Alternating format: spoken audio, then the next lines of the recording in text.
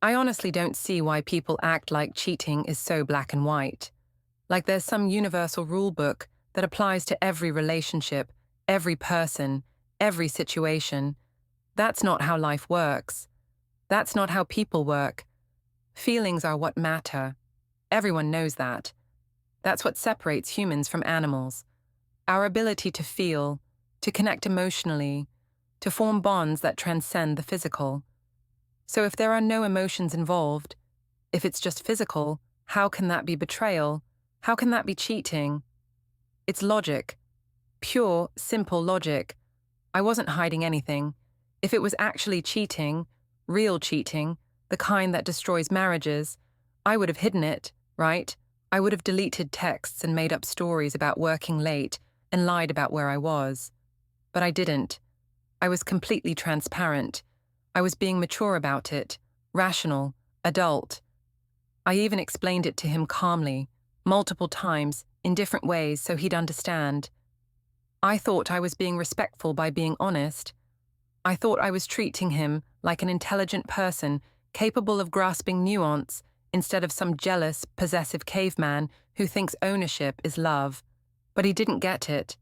Or he got it and refused to accept it because accepting it would mean evolving beyond his primitive understanding of relationships. I wasn't being cruel. I wasn't trying to hurt him. I was just being honest about what I believe, that monogamy as traditionally defined is outdated, restrictive, and fundamentally misunderstands what it means to commit to someone. Love and sex aren't the same thing. Anyone with half a brain knows that. You can have sex without love. People do it all the time. One-night stands, friends with benefits, casual hookups. Nobody calls those things love. So why, when you're in a relationship, does sex suddenly become this sacred act that can only happen with one person, or else it's the ultimate betrayal? It doesn't make sense. It's arbitrary. It's a social construct we've all agreed to pretend is natural law, and I refuse to pretend. We were sitting at the kitchen table, late on a Thursday night. I remember because I'd had therapy that afternoon and had come home feeling particularly clear-headed about my beliefs. My therapist had been helping me work through guilt I didn't think I should be feeling, and I'd had a breakthrough. The guilt wasn't mine. It was imposed. Society's guilt, outdated morality, not my actual feelings. I felt liberated, empowered, ready to stand firm in my truth. David had been quiet during dinner. He did that sometimes, got into these moods where he'd retreat inward and just simmer. I could tell something was bothering him, but honestly, something was always bothering him lately. Ever since I'd been honest about my philosophy on relationships. I was doing the dishes. He was sitting at the table with his laptop, supposedly working on something for his job. But I could tell he wasn't actually working. He was just staring at the screen. "You're upset," I said. Not a question, a statement. "I'm thinking," he replied, "about us." I dried my hands, came to sit across from him. This was it, another opportunity to explain, to help him understand, to guide him toward a more evolved perspective. "Okay," I said gently. "Talk to me." He closed the laptop, looked at me with those tired eyes. God, when had he started looking so tired? "I need you to explain it to me one more time," he said. "Your philosophy." Of course. I was patient, understanding. This was important. "What part don't you understand?" "The part where you sleeping with someone else isn't cheating." I took a breath, stayed calm. It's not cheating if there are no feelings involved. It's just physical, like going to the gym or getting a massage. It's body maintenance. He was quiet for a moment. Body maintenance. Yes, exactly. You don't get jealous when I go to my personal trainer, do you? When Mike puts his hands on me to adjust my form? That's different. How? Because you're not fucking Mike. I flinched at his language. He rarely swore. The language isn't necessary. Answer the question. How is it different? because one is explicitly sexual and one isn't, but the principle is the same. It's just physical contact that serves a purpose. No emotions, no romance, no threat to what we have. He nodded slowly, like he was really considering it. Like maybe, finally, he was starting to understand. Then he said something I'll never forget. He said it so quietly I almost didn't hear it. He said, "If there are no feelings, then there's no marriage." I laughed. I actually laughed, because it was so dramatic, so absurdly overwrought. "Wow," I said. "That's really dramatic, David." He stood up. That's when I realized he wasn't joking. He wasn't being dramatic. He wasn't trying to make a point in an argument. He was making a decision. Let me explain what I meant, what I've been meaning, because everyone keeps acting like I'm some monster when really, I'm just someone who thinks critically about social constructs instead of blindly accepting them. I didn't love the other guy. His name was Ryan. We worked together. He was in marketing. I was in HR. We'd grab drinks sometimes after work, talk about office politics, complain about our respective partners, normal work friendship stuff. One night, after a particularly brutal week, after several drinks, we ended up at his place. And yes, we had sex, but it was just sex, physical release, stress relief, like going for a run or watching a funny movie to decompress. I came home that night, showered, got into bed next to David, and I felt nothing. No guilt, no shame, no sense of having violated anything sacred, because I hadn't. I still loved David, still chose him, still wanted to be married to him, still saw my future with him. Ryan meant nothing to me emotionally. He was a colleague I had sex with. That's it. And I didn't hide it. A few days later, when David asked if anything was new at work, I mentioned I'd gone for drinks with Ryan. I didn't give details, but I didn't lie either. I was honest. Later, weeks later, when David asked directly if anything had happened with Ryan, I told him the truth. Because I'm not a liar. I don't believe in deception. I said, "We had sex. Once. It didn't mean anything. It was just physical." And I genuinely thought he'd appreciate my honesty, appreciate being treated like an adult who could handle complex truths, instead of being coddled with comfortable lies. I was wrong. This wasn't the first time we'd argued about boundaries, about what constitutes fidelity, about what marriage means in the modern world. I've always been someone who questions things, who doesn't just accept, because that's how it's done, as a valid reason, who thinks deeply about why we believe what we believe, and whether those beliefs still serve us. About a year ago, I told David I thought monogamy was outdated, that it was a relic of a time when people died at 40 and marriages were economic contracts, not romantic partnerships. That expecting one person to meet all of your needs, emotional, intellectual, physical, social, for your entire life was not only unrealistic, but actually kind of cruel. People aren't designed for monogamy, I explained. Look at the divorce rate, look at infidelity statistics.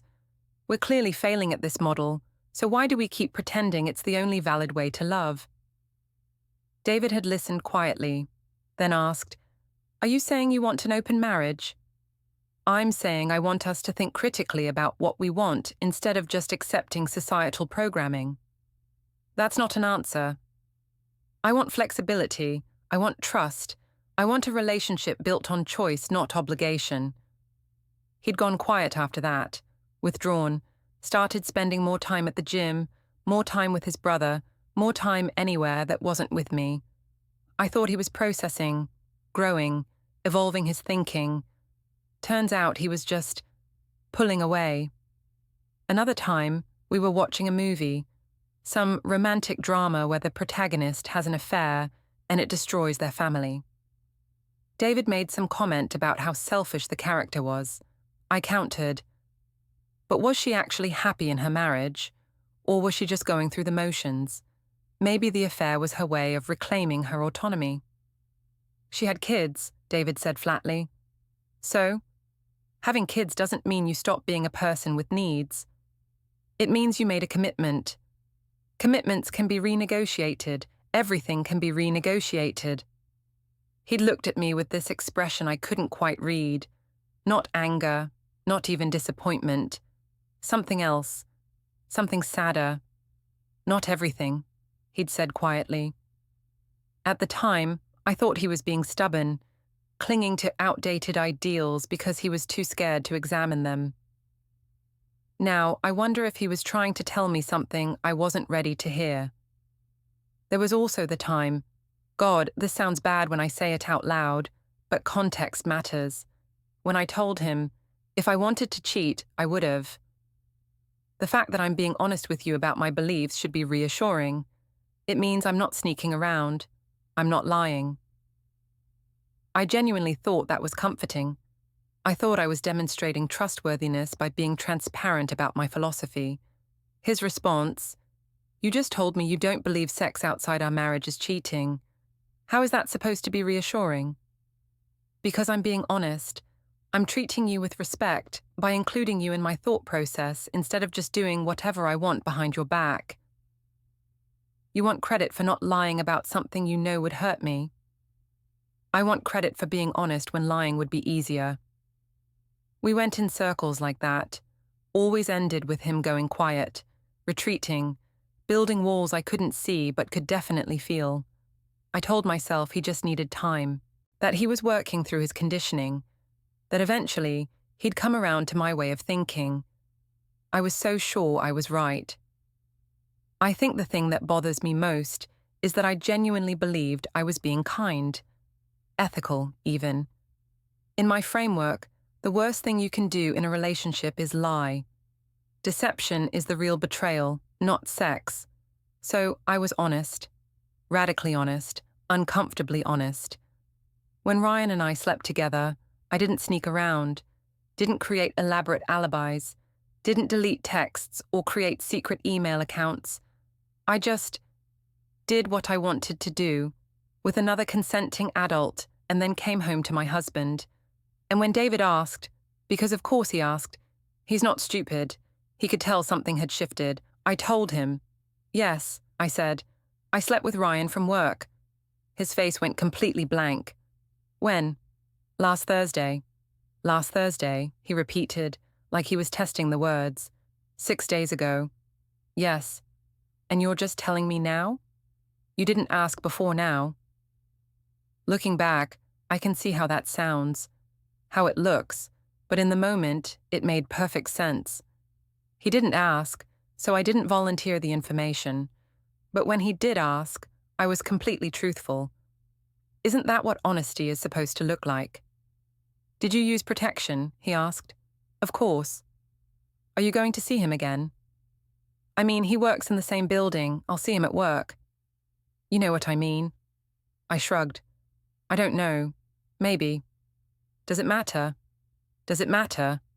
Well, yes, I'm asking genuinely. Does it matter to you? Because if it does, we should talk about why. What specifically bothers you about it? He just stared at me. What specifically bothers me? About my wife fucking someone else. The language. What specifically bothers me? His voice got loud, louder than I'd ever heard it. Are you serious right now? I'm trying to have a rational conversation. Rational. Right. How's this for rational? You violated our marriage. I didn't violate anything. We never explicitly agreed to sexual exclusivity as adults. We just assumed it based on social norms. But I don't believe in those norms, and I've been very clear about that. So this is my fault, for assuming my wife wouldn't fuck other people. It's nobody's fault. There's no fault here. There's just different philosophies about what marriage means. He left the room, went for a walk, came back 2 hours later, calm but distant. We didn't talk about it again for weeks. I thought that meant he'd accepted it, that he'd thought about it rationally and realized I had a point. I was wrong about that too. I need you to understand where I'm coming from. I didn't just wake up one day and decide monogamy was bullshit. I read, I researched, I thought deeply about this. I read academic papers on attachment theory and evolutionary psychology. I read books about polyamory and ethical non-monogamy and relationship anarchy. I listened to podcasts by sex therapists and relationship counselors who argue that traditional monogamy often creates more suffering than it prevents. I learned that the idea of the one person who meets all your needs forever, is a relatively recent invention. That throughout most of human history, people had much more fluid relationship structures. That romantic love as the primary basis for marriage is a modern Western concept that much of the world still doesn't share.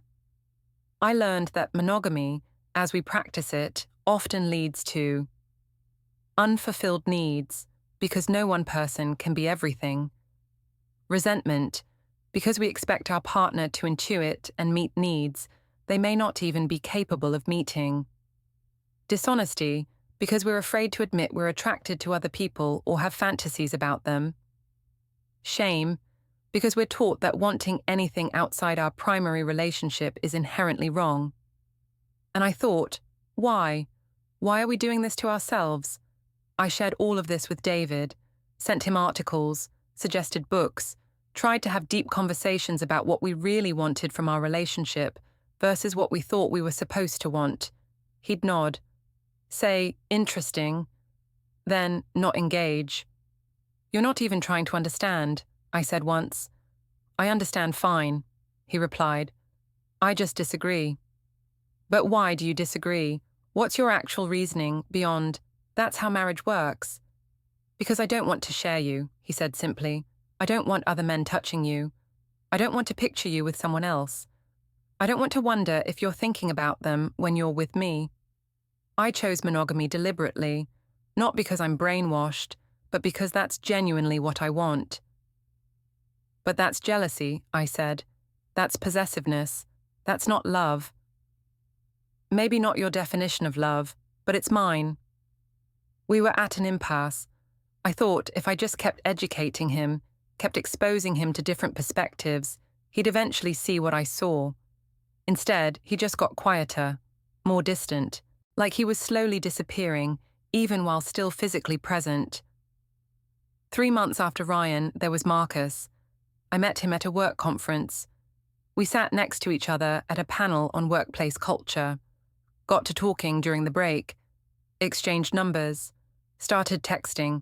He was interesting, well-read, had opinions about things, made me laugh.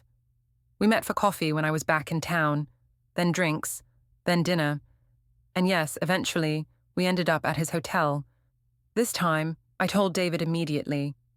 I came home and within an hour I said, I need to tell you something. I met someone at the conference, and we've been seeing each other. Tonight we had sex. I thought I was being good, ethical, responsible, giving him information in real time instead of letting it become a secret. David set down the book he was reading, looked at me, said nothing. I know you're not happy about this, I continued, but I want to be honest with you. I care about you. I'm committed to our marriage. This doesn't change that. It doesn't change that, he repeated slowly. No, he's someone I enjoy spending time with, but it's not serious. It's not threatening to us. How many times? David asked. How many times what? How many times have you had sex with him? Just tonight. Well, twice tonight technically, but he held up his hand. Stop. I'm trying to be honest. Stop. Talking. I stopped. He stood up, walked to the window, stood there for a long time, looking out at nothing. Finally he said, Do you love him? No. Do you want to leave me for him? No. Then what's the point? The point? What's the point of any of this? The reading, the philosophy, He gestured vaguely. Marcus, what are you getting from this that you don't get from me? It was a fair question. I thought about it carefully before answering. Autonomy, I said. The feeling that I'm choosing you actively, every day, not just staying because I'm supposed to. The freedom to be a full person with multiple facets and connections, instead of just your wife, the honesty of not having to pretend I don't find other people attractive or interesting or sexually appealing. And what am I getting? He asked. I blinked. What? What am I getting from this arrangement? You're getting honesty, transparency, a wife who chooses you authentically instead of out of obligation.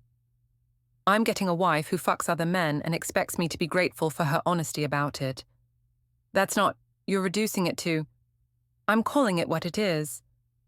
He left the room again. This time he didn't come back for hours. When he finally came to bed, 4 a.m., I was still awake. He didn't touch me, didn't even face me, just lay on his edge of the bed like there was a wall between us. I wanted to reach out, to explain better, to make him understand, but I didn't know how. Looking back now, and I hate that I'm using this phrase, it sounds like regret, and I don't do regret. I make choices and own them. But looking back, there was a pattern. Every time I'd be honest about my philosophy, about my actions, about my beliefs, David would get quieter. Not angry, really. Not even hurt in the dramatic, explosive way. Just quieter. He stopped initiating sex. I noticed that first. We went from a few times a week to once a week, to once every 2 weeks to... I actually can't remember the last time we had sex. Maybe 2 months ago. 3. I told myself it didn't matter. Sex is just physical, remember? Just body maintenance. We had other forms of intimacy. Except... Did we? He stopped asking about my day. Stopped telling me about his. Our conversations became purely logistical. Did you pay the electric bill? What time is your dentist appointment? Can you pick up milk on your way home? He stopped touching me casually. No more hand on my back when we passed in the kitchen. No more kiss hello when he came home. No more sleepy arm around me in bed. He started spending more time with his brother, his friends, at the gym, at work, anywhere that wasn't home. When I confronted him about it, "You're never here anymore," he just said, "Neither are you." "I'm here right now." "Physically," he said, and walked away. I told my therapist about all of this. She asked careful questions. "How do you feel about David's withdrawal?" "I feel like he's punishing me for being honest." "Do you think it might be painful for him?" "Of course it's painful. Change is painful. Growth is painful. But pain isn't always bad." "Do you feel pain?" I paused. "What do you mean?" "About the distance between you. About losing intimacy with your husband. Does that cause you pain?" I don't know. I feel frustrated that he won't engage with my ideas. I feel disappointed that he's not willing to evolve with me. But pain? Like, emotional pain? I don't think so. She wrote something down. Interesting. What? Nothing. Just interesting. Now I wonder what she was writing. That Thursday night. The kitchen table. His laptop. The dishes. I sat down across from him, ready to have another calm, rational discussion about our different perspectives on marriage and commitment and what it means to be faithful. I was so confident, so sure of my position, so certain that if I just explained it one more time in exactly the right way, he'd finally understand. "It's not cheating if there are no feelings involved," I said, slowly, clearly. "It's just physical, like going to the gym or getting a massage, body maintenance." He looked at me across that table, and something in his eyes was different. Not angry, not hurt, not anything I could identify. Empty, maybe. "If there are no feelings," he said quietly, "then there's no marriage." I laughed. "Wow, dramatic." He stood up, pushed his chair in carefully, walked toward the bedroom. "David, come on. Don't be childish." He didn't respond. I heard drawers opening in the bedroom, the closet door, sounds of movement. I followed him. He was packing a suitcase, neatly, methodically, efficiently, folding shirts, rolling socks, organizing toiletries. "What are you doing?" I asked, though obviously I could see what he was doing. "Leaving," he said simply. Over this, over a theoretical discussion about the nature of fidelity. You turned our marriage into a theory first. He zipped the suitcase, carried it to the living room, started looking around, assessing what else he needed. You're being ridiculous, I said. This is an overreaction. We're just having a disagreement about philosophy. No, he interrupted. We're not. We're not having a disagreement. You're doing exactly what you want and calling it philosophy to make yourself feel better about it. And I'm done pretending that's something I can live with. So what? You're just leaving, without even trying to work this out? I've been trying to work this out for over a year, he said. His voice was so calm, so eerily calm. I've told you how I feel. I've told you what I need. I've explained that this hurts me. And you've responded by doing more of it and expecting me to be grateful for your honesty. I am honest. That's more than most people can say. You're honest about the wrong things, he said. You tell me about every man you fuck, but you don't tell me what you actually want from this marriage. You don't tell me if you even want to be married anymore. Of course I want to be married. To me, or to the idea of me, to having a stable home base while you fuck whoever you want. That's not fair. What's not fair, he said, his voice finally rising slightly, is being married to someone who thinks fidelity is negotiable but never bothered to negotiate. Who thinks honesty means confessing after the fact instead of discussing before. Who thinks marriage is whatever she decides it is on any given day. He grabbed his keys, his wallet, put on his jacket. If cheating doesn't count without feelings, he said, echoing my words back to me, then leaving doesn't count without yelling. He picked up his suitcase. I don't feel married anymore, he said. So I'm not. He didn't slam the door, didn't storm out, didn't do any of the dramatic things people do in movies when they're leaving.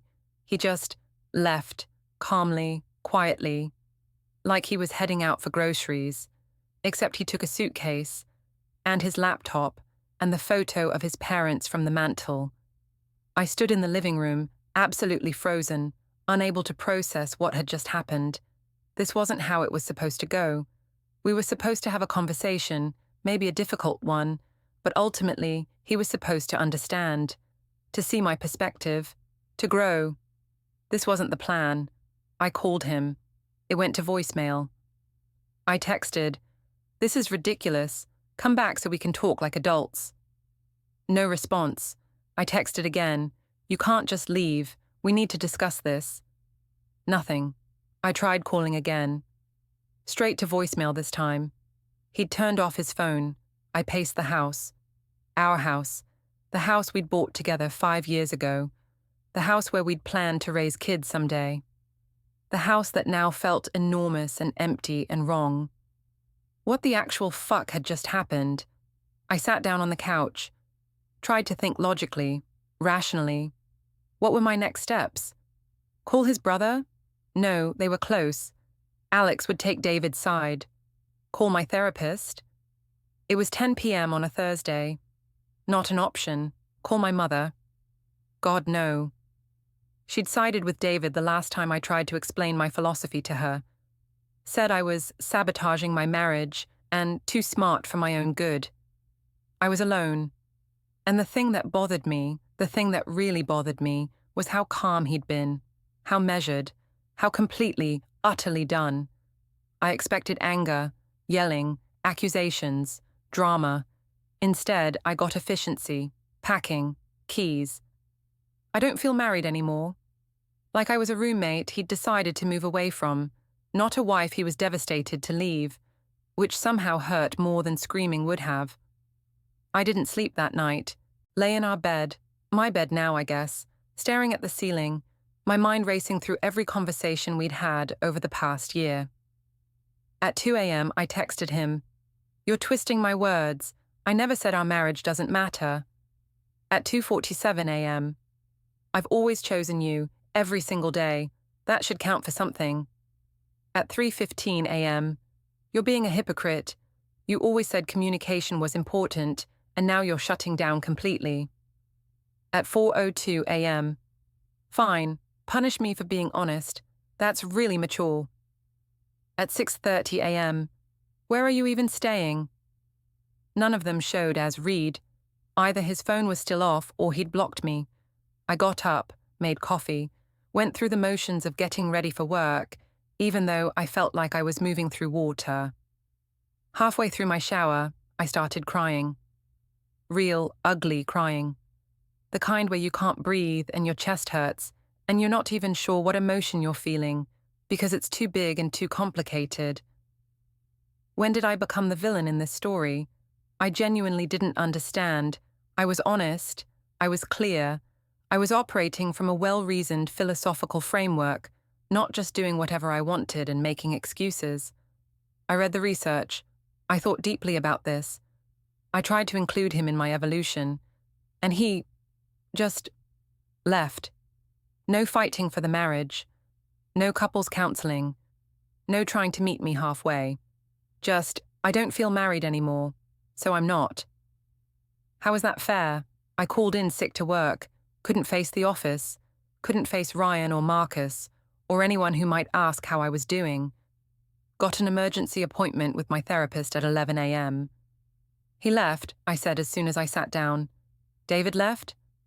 Last night. Just packed a bag and walked out. She nodded slowly. Tell me what happened. I explained the whole thing.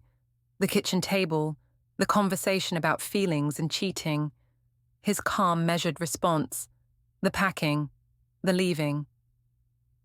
I don't understand, I said. I've been completely honest with him. I've included him in my thought process. I've tried to help him see that there's more than one way to be married.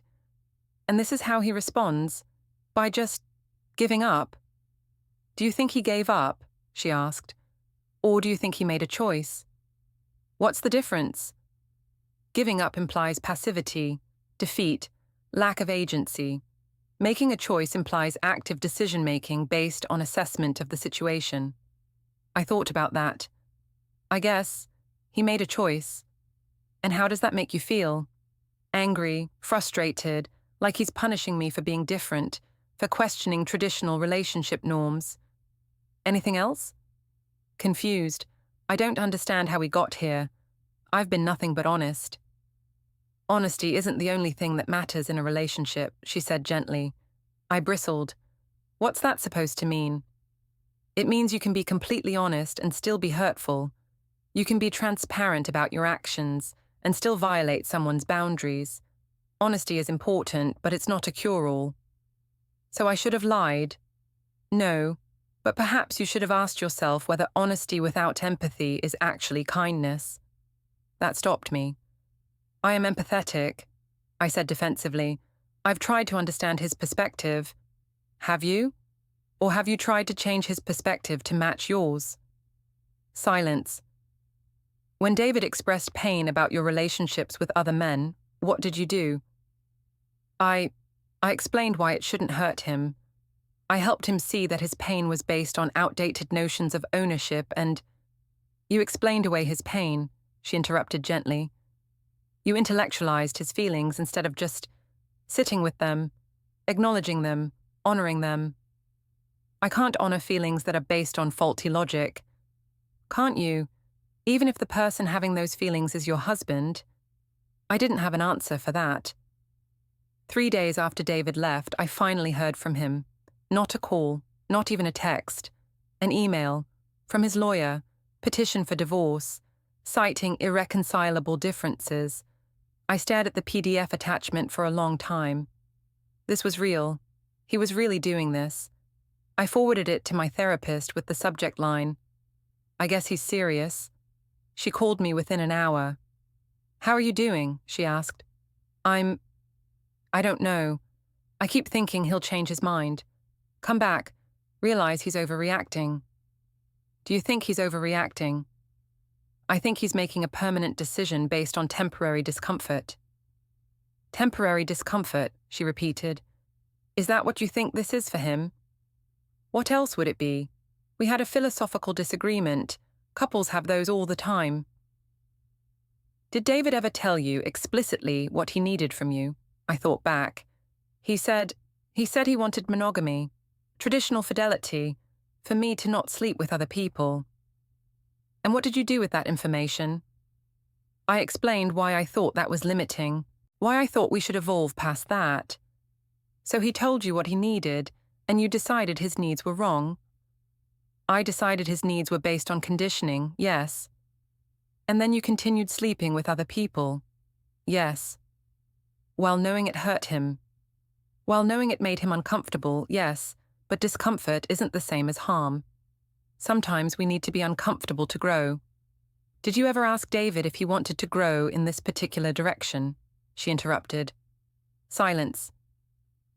Did you ever say, I want to explore non-monogamy? Is that something you're interested in? If not, what can we do to find a compromise that honors both of our needs? Did you ever have that conversation? We talked about it multiple times. No, I'm asking, did you ever negotiate, or did you inform? I opened my mouth, closed it. Because from what you've told me over the past year, she continued carefully, it sounds like you decided what your marriage would be, told David about it, and expected him to adjust. That's not negotiation, that's dictation. I never dictated anything. You told him sex without feelings doesn't count as cheating. Did you ask if he agreed with that? I explained the logic. Did you ask if he agreed? No. You told him about Ryan, about Marcus, about your philosophy on autonomy and choosing him actively every day.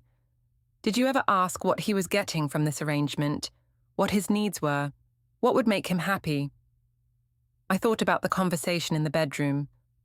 What am I getting from this arrangement? He'd asked, and I'd told him what I thought he should be getting, not what he actually wanted. Oh, I said quietly. Yeah, my therapist said. Oh. I spent the weekend alone in the house, didn't shower, barely ate, just sat on the couch replaying every conversation David and I had had over the past year, and I started to see it, the pattern I'd been blind to. Every time he expressed discomfort, I'd explained it away. Every time he said something hurt, I'd intellectualized why it shouldn't. Every time he tried to draw a boundary, I'd argued it was arbitrary. I thought I was helping him evolve, helping him question conditioning, helping him grow. But what if I was just bulldozing him? What if my honesty was actually just cruelty with better marketing? I picked up my phone, scrolled through our text history. Him. I'm really struggling with this. Can we talk? Me. Of course.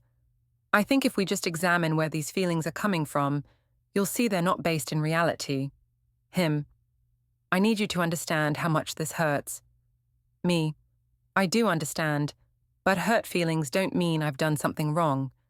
You're allowed to feel however you feel, but I'm also allowed to live my truth. Him. I don't think I can do this. Me. You absolutely can. You're stronger than you think. This is just discomfort, not damage. Him. I feel like you don't actually care how I feel. Me. That's not true at all. I care deeply. I just don't think we should make decisions based on feelings that are rooted in outdated social programming. Every single response dismissed him, invalidated him, told him his feelings were wrong, illogical, unenlightened. I thought I was being rational. I was actually being a monster. I tried calling David, still straight to voicemail. I tried texting. Message delivered, but not read. I tried emailing. No response. I reached out to his brother Alex.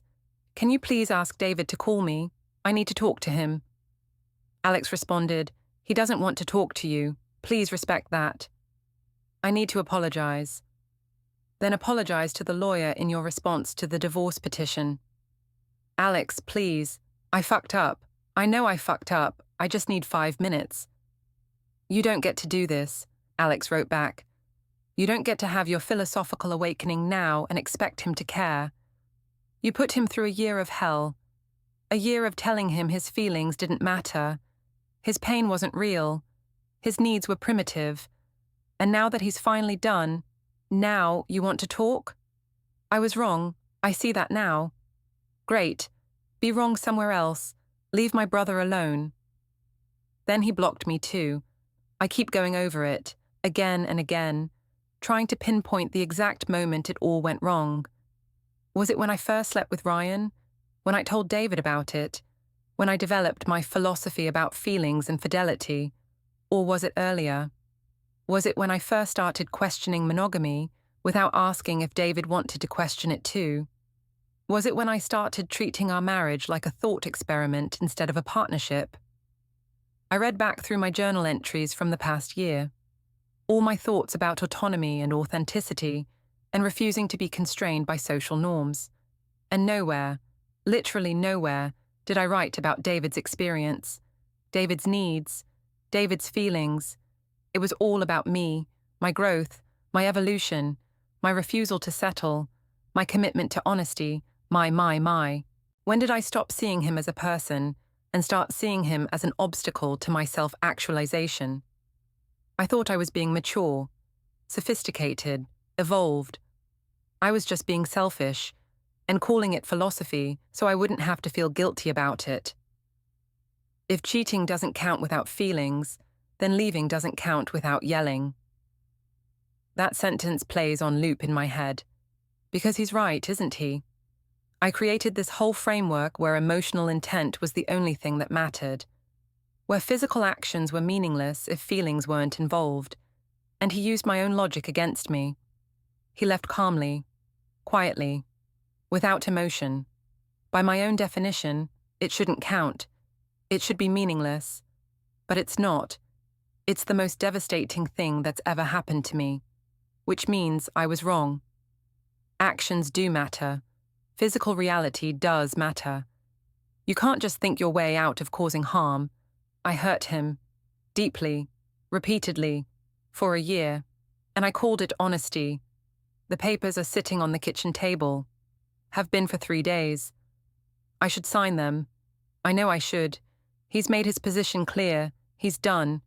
There's no coming back from this. But I can't bring myself to do it, because signing them means admitting it's really over. Admitting that I destroyed my own marriage. Admitting that my philosophical framework was just narcissism wearing a clever disguise. My therapist asked during our last session, "What did you actually want from your marriage?" And I couldn't answer, because I realized I'd never actually thought about it in those terms. I thought about what I wanted from life, what I wanted from myself, how I wanted to grow and evolve and be,